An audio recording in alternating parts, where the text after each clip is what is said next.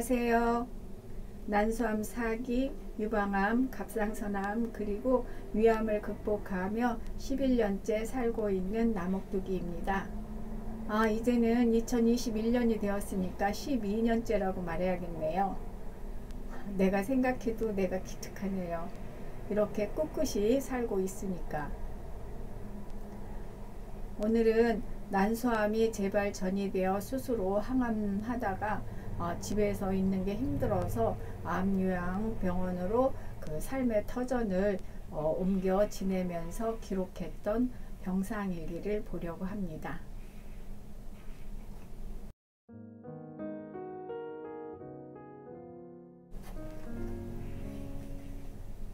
2012년 8월 3일 금요일, 요양병원에 온 지도 2주가 지난 것 같다. 이곳에 와보니 환자들이 항암치료, 방사선 치료 등을 하고 해독과 면역력을 키우기 위해 온 힘을 다해 노력하고 있는 것 같다. 룸메이트가 요양병원에 와서 왜 아무 치료도 받지 않느냐고 하며 이곳에서 하는 면역치료 주사를 맞으라고 권한다. 그렇지 않아도 요양병원에 왔으니 면역치료를 해야 할 것 같아 자료들을 찾아보고 있는 중이었다. 간호사님은 비타민 요법과 미슬토 요법, 자닥신 면역주사 등을 추천했지만 아직 선뜻 결정을 못했다. 긴 치료 여정에 경제적인 것도 생각해야 될 것 같다. 실손보험이 있는 환우들은 경제적인 걱정 없이 이곳 치료에 임하고 있지만 너무 바쁘게 살다 보니 나를 위한 보험을 챙기지 못했다. 2012년 8월 7일 금요일, 처음으로 기도 모임에 갔다. 저번에 성당 갈 때 점심 먹은 후 1시부터 카톨릭 신자들 몇 명이 모여 기도한다고 힘들지 않으면 오라 했었다. 오늘은 6명이 기도를 드렸다.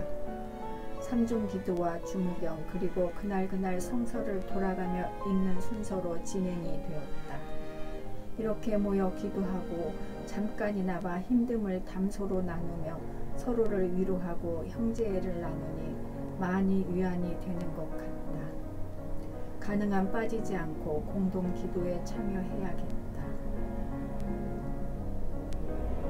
2012년 8월 20일 월요일, 일주일이 어떻게 지나갔는지 모르겠다.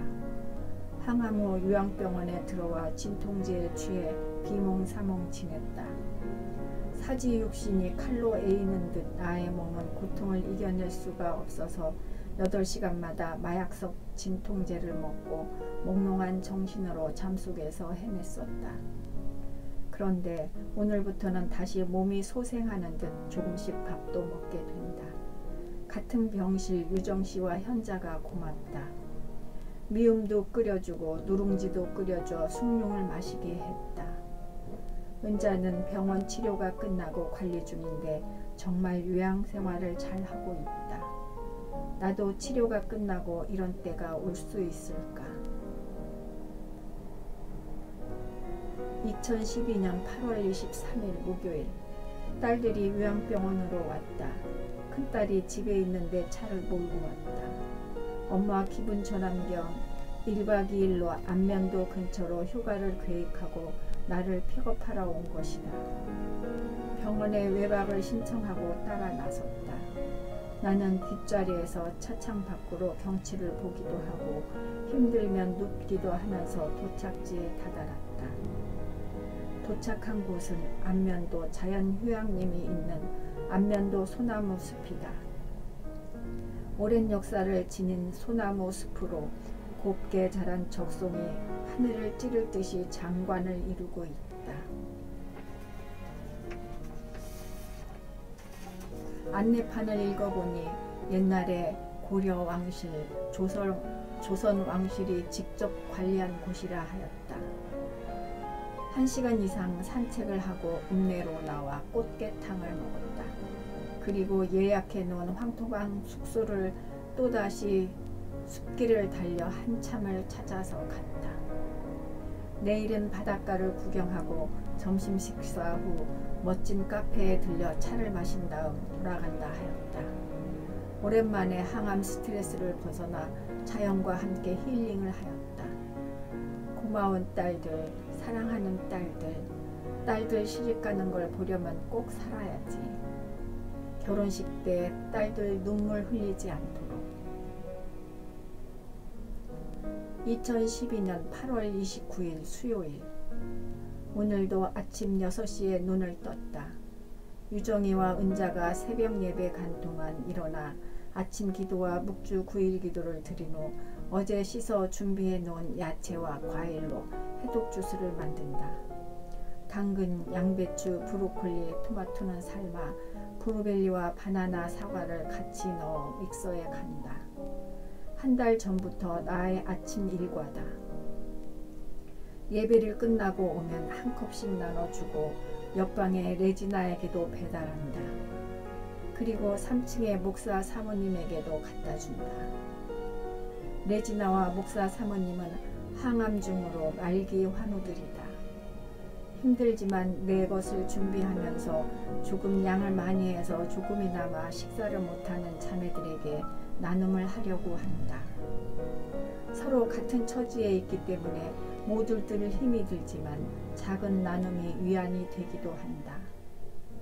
아침 식사 후 물리치료실에 내려가 온열치료, 고압 산소치료, 다리 장화 신기 등을 한 후 잣나무 숲속으로 운동을 나갔다. 점심 식사 시간이 다 되어 병실에 오니 동생 부부가 와 있다.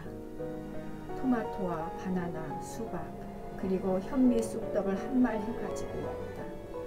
정말 고마운 동생 부부다. 언제나 언니 같은 동생, 남편의 빈자리를 채워줬던 제부도 2년 전 갑상선 암 수술을 했는데 변함없이 처형을 챙겨주고 있다. 춘천으로 나가 소양강 근처에서 닭갈비를 먹었다. 병원 밥만 먹다가 오랜만에 외식을 하니 입맛이 살아났다. 소양강 강바람을 쐬며 기분 전환을 시켜준 후 동생 부부가 떠났다. 동생이 해온 떡은 우리 병실 식구 먹을 것은 조금 남겨놓고 2층 병실마다 돌렸다. 그리고 수박은 2층 휴게실에 썰어 놓아 저녁 식사 후식으로 내놓았다. 가끔씩 가족들이 방문할 때 간식들을 준비해오면 이렇게 환우들이 나누어 먹는다. 그러면서 서로를 위로하고 도우면서 치유의 여정을 함께 한다. 네, 제가 그 요양병원 생활에 적응해 나가면서 기록했던 일기들인데요.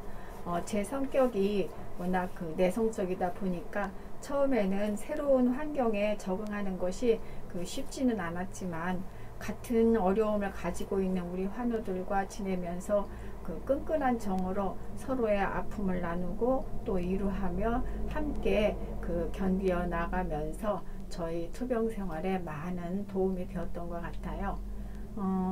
암요양병원의 생활은 가족들도 느낄 수 없는 또 다른 공유점이 있기에 말을 하지 않아도 지금 저 환우가 어떤 상황인지 또 어떤 기분인지 지금 어떻게 위로와 도움을 줄 수 있는지를 서로 잘 알고 상부상조하는 그런 공동체 생활이 아닐까라는 생각을 해봅니다. 혹시 가정에서 투병하기 힘들거나 관리를 체계적으로 하려면은 암요양병원 생활도 좋다고 저는 생각을 합니다. 그럼 추운 날씨에 건강 조심하시고요. 영상 봐주셔서 오늘도 감사드립니다. 구독과 좋아요는 저에게 정말 많은 힘이 되고 있답니다. 감사합니다.